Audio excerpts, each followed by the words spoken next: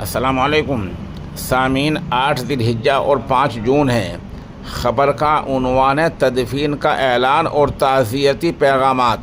آپ کو پتہ ہے کہ گزشتہ روز مظاہر علوم وقف سہارنپور کے ناظم اعلیٰ حضرت مولانا محمد سعیدی رحمۃ اللہ علیہ اس دار فانی سے دار آخرت کی طرف رخصت ہو گئے ہیں۔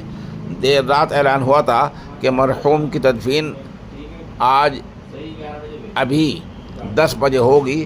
تدفین میں تقریباً 2.5 گھنٹے باقی ہیں۔ 10 بجے آپ کی تدفین سہارنپور میں ہی ہوگی۔ اس دوران ہمارے پاس جو تعزیتی پیغامات آئے ہیں وہ میں پڑھ کر سنائی دیتا ہوں۔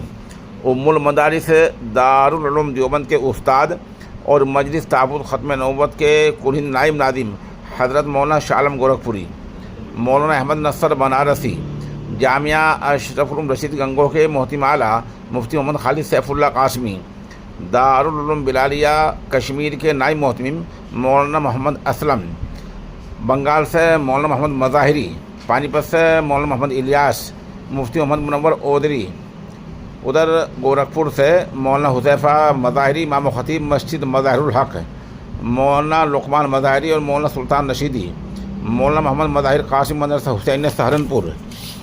اس طرح مولانا محمد افضل مفتاحی کیلوی، قاری محمد عرفان ضیاء، قاری زاہد بسی چنگیاری، مدرسہ اشاعت الاسلام کیرانے سے مولانا برکت اللہ امینی، میرٹھ سے قاری افتخار رحمانی اور مولانا ناظم کریم قاسمی نے اپنے تعزیتی پیغام میں نہایت رنج و غم کا اظہار کیا ہے۔ دوبارہ سن لیں کہ مرحوم کی تدفین ابھی تقریباً 10 بجے سہارنپور میں ہی ہوگی۔